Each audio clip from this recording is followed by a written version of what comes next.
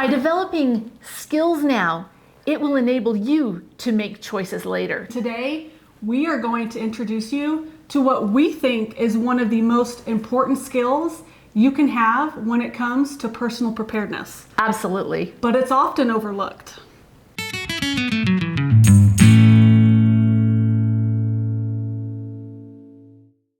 Welcome to day 3 of 30 Days of Preparedness. I'm Amanda. And I'm Kylene. And we are the Provident Gardeners.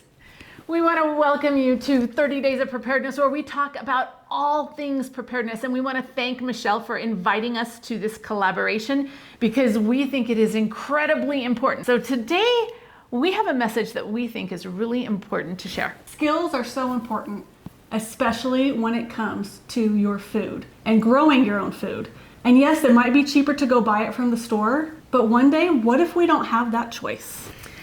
I hope that day doesn't come, but there is definitely a reality to that. So why do this now when you have all kinds of resources to be able to go and buy your food? But being able to grow your own food enables you to have a lot more food security.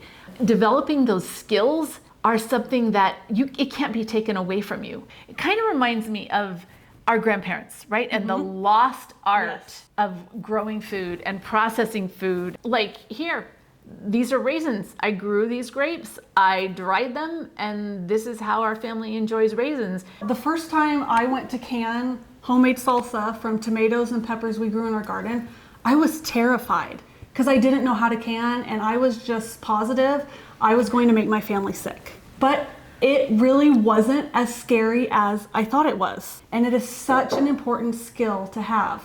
We're gonna drill this into you. It might be easier to go to the store to buy those tomatoes, but if you don't develop these skills now, later when you need them, it might be too late. It might be. So let's talk a little bit about how growing food and having this skill and developing this skill can impact your health and your family.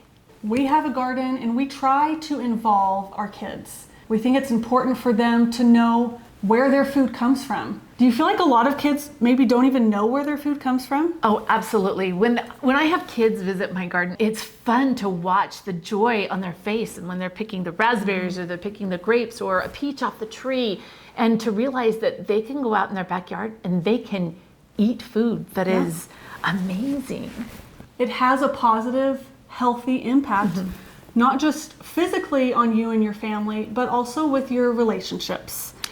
Working side by side, teaching that work ethic, that is incredibly important, right? So many people don't understand how to work anymore. Oh, there's nothing like picking out of the garden and then coming in and serving dinner and eating food that you have produced. Oh, it is so amazing. But there's another piece to it that Amanda and I like to talk about all the time, and that's failure. Failure is your teacher. When you are building skills, if you don't fail, you can't grow. It takes sometimes a lot of failure in order to learn and succeed. Growing your own food is like an insurance policy because it teaches you how to grow. It builds your confidence, it builds your knowledge base, it ensures that regardless of what happens, you're going to be able to eat. No one likes to be hangry. I don't like to be around anybody that's hangry. Yes, we get grumpy and then we're mean to each other and it hurts our relationships. Keeping well fed with delicious food is a great option. This can be really intimidating when you're first starting out, but I want you to know that every expert was once a beginner. I didn't always know how to garden. I've made a lot of mistakes, and I still make mistakes, actually. We've killed plants a lot, even this year. It is so true. It is so true. No excuses. I know that there are 1,000 different reasons why you're gonna say that you cannot grow food like this. Let's talk first about space. So you're just in an apartment. You don't have a backyard. That doesn't mean you can't grow.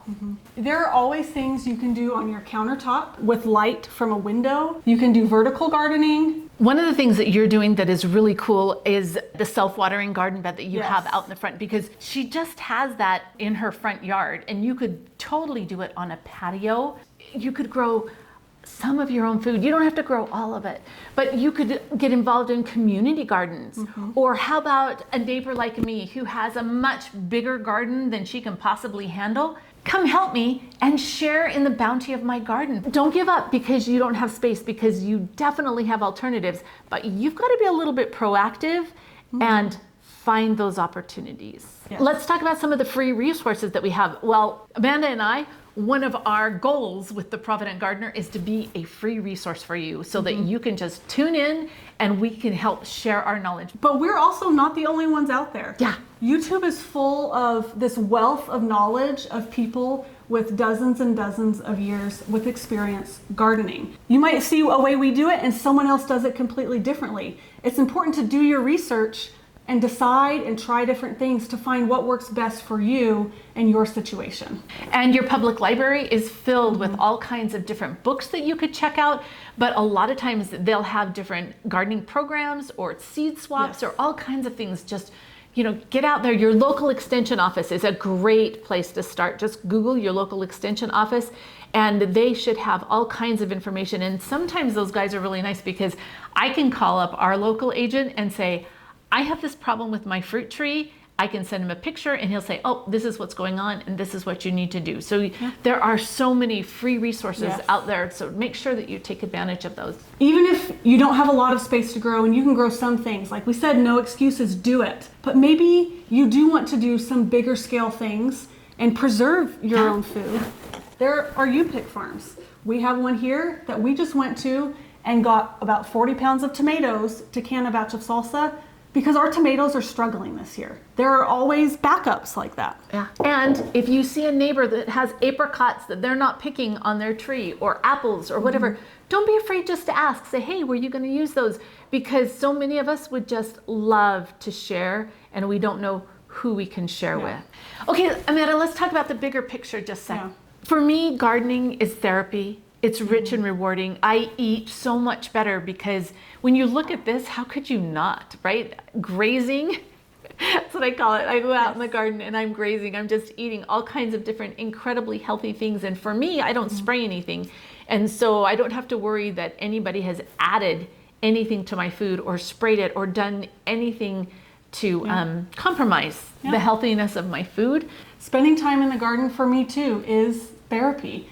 It's rewarding, and when we put that food on our table, knowing we're the ones who grew it to feed our family, so awesome. It's so rewarding to be self-reliant in this way. It is, because food is one of those basic things. As a prepper, we look and we say, okay, the basics that you need are food, water, shelter, fuel, right? Without food, you really can't survive very long. So being able to develop those skills to produce it on your own and to preserve it on your own puts you way ahead of most of the population.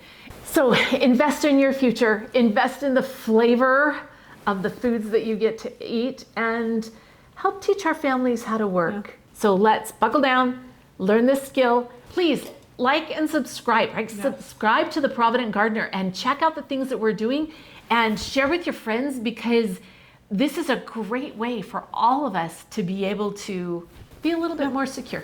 And please, please, please remember, don't let this overwhelm you. Work a little bit at a time to develop those skills now so you have more choices later. Yeah. Okay, everybody, remember, 30 days of preparedness. We'll leave a link to that playlist so that you can watch a different preparedness video every day. And by the end of September, you're going to have done a lot of good things to increase your level of preparedness. So once again, thank you, Michelle, for inviting us. Let's get busy prepping. And don't be afraid to get a little bit of dirt under those fingernails and turn that dirt Into dinner. into dinner.